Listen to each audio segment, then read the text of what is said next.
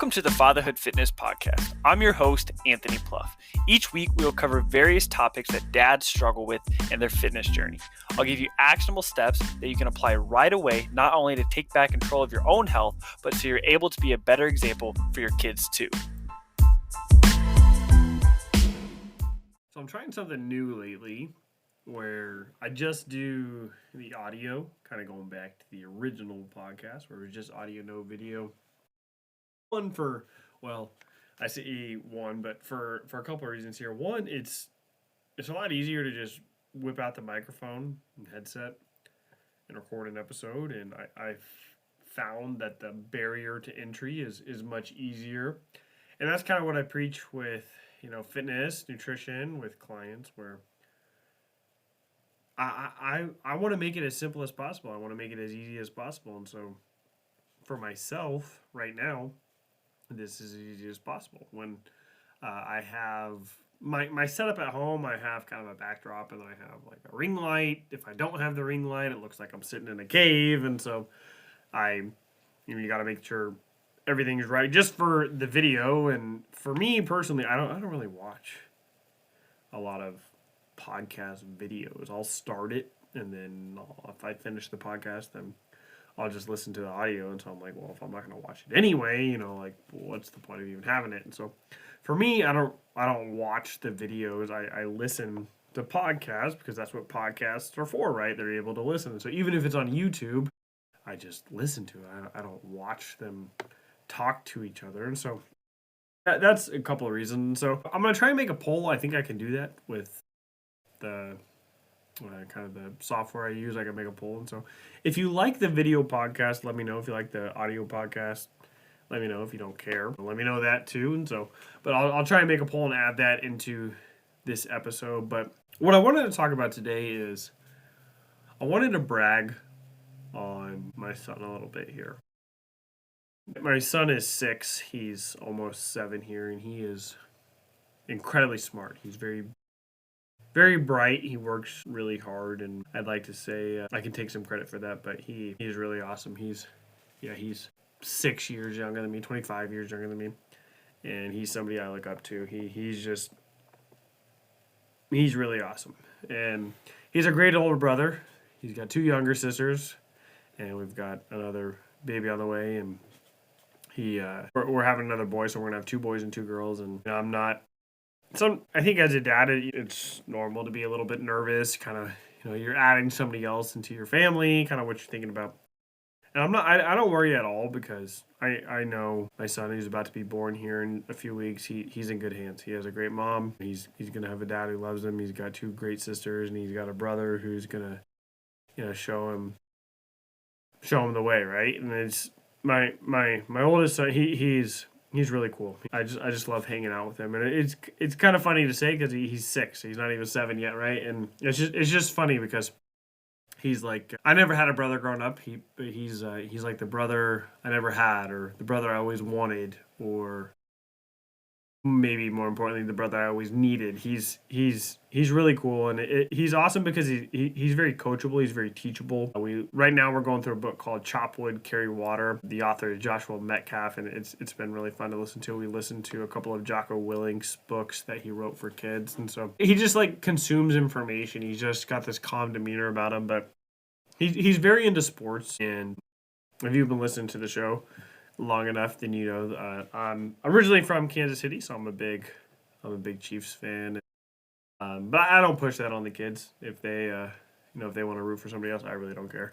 I went to Kansas State University. I went to K-State. My son roots for KU. It doesn't bother me at all. My son rooted for the Eagles to beat the Chiefs in the Super Bowl. I don't lose sleep over it.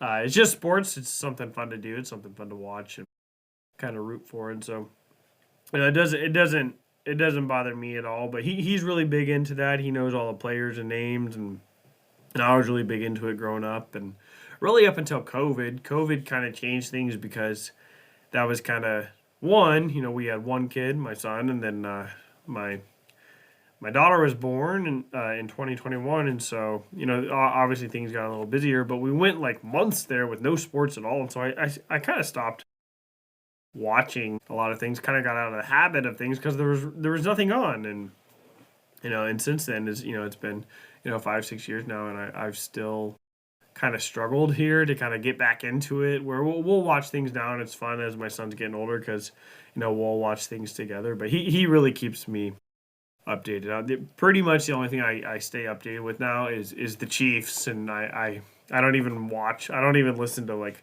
local media or anything, because everybody's either super positive or super negative. There's no really in between, no really level heads there. And so my son does, he likes to read kind of the standings and stuff like that. But anywho, we free agency for the NFL is starting now, and we've been talking a lot about just different players. The Chiefs just signed Kenneth Walker, so we're excited about that because he was pumped because he was the Super Bowl MVP for the Seahawks. So that's gonna be fun to watch him in the backfield with Patrick Mahomes, and so we've been talking about that. But this evening we were talking about just like what if you got signed by this team, and what if you played for this team? And we were talking about contracts and what free agency is and all that, and kind of going into that. And it's a lot.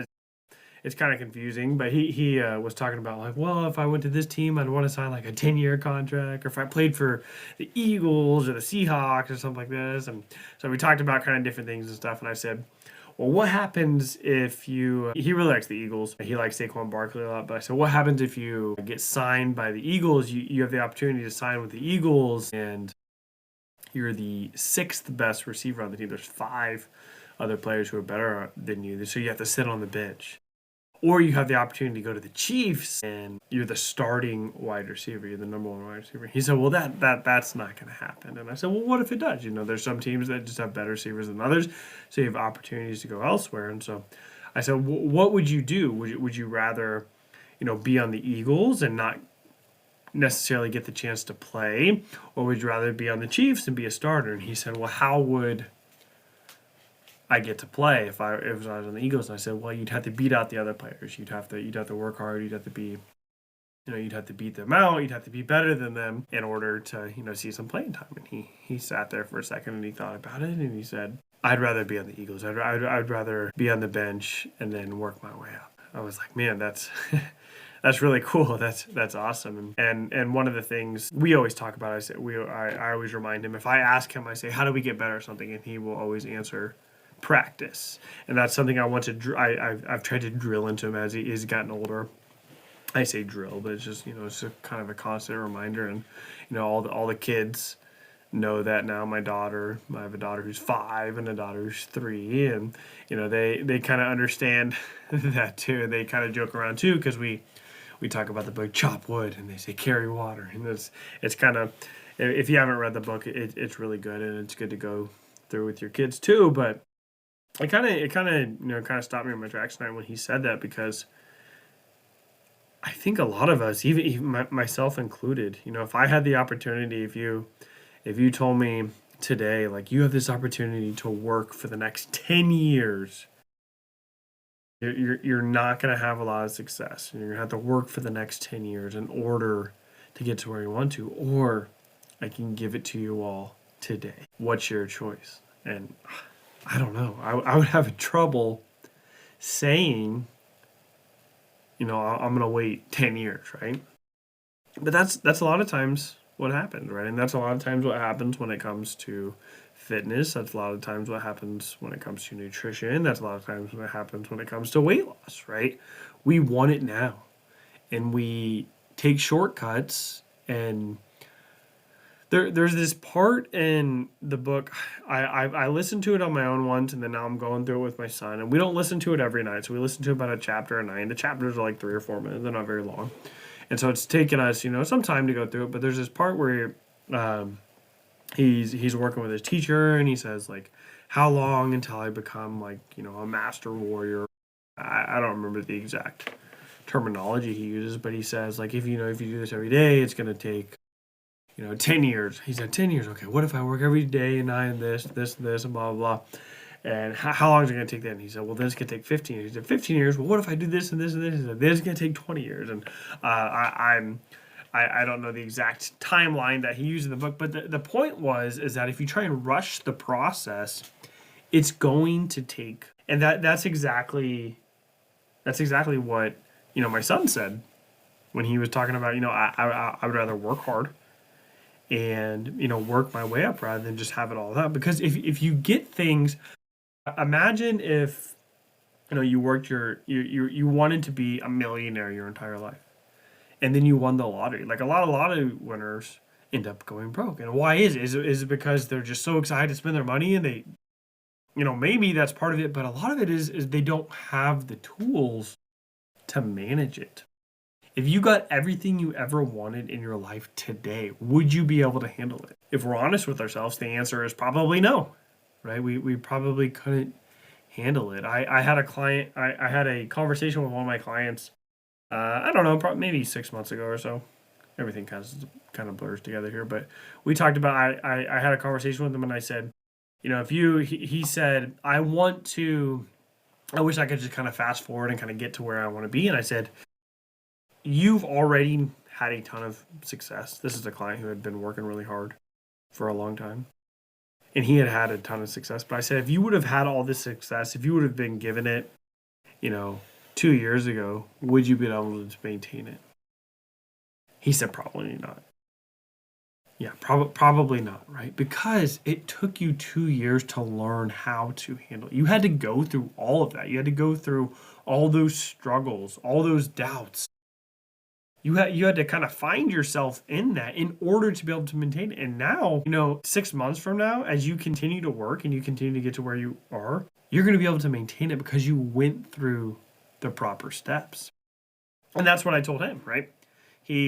I have no doubt he's going to continue to have success because he's doing it the right way. He didn't skip steps to get there. That a lot of times, we want to skip steps. If you gave me, just millions and millions of dollars tomorrow, I pray that, I would be able to manage it, and I would manage it in the right way. But chances are I would make mistakes because I didn't, if God felt, I needed that money to, fulfill something he wanted me to do, or something, my prayer would be that I would be able to manage it the way he wanted me to.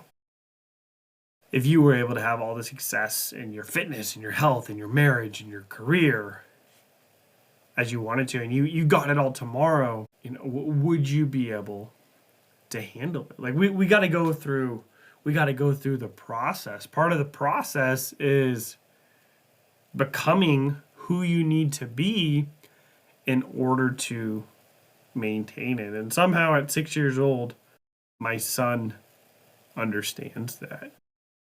I believe, I believe our kids are, the greatest gift that God has ever given us, right? We can learn so much about them, and a lot of times we just, we think, oh, like we got to teach them stuff, but we are I at least for me, I am constantly learning from my kids, right? But I miss a lot of lessons too, right? I'm not perfect by any means, and there's probably lots of things I was supposed to learn, and I'm not. I miss them. I rush through them. I try and get to the next phase, the next stage of my life. But man, we can't skip steps. Every level we go through is there for a reason. That concludes this episode of the Fatherhood Fitness Podcast. Thank you for those of you who took time out of your busy schedules to listen. If you have any questions or comments or an idea for a topic for a future episode, please feel free to reach out, and I'd love to hear from you.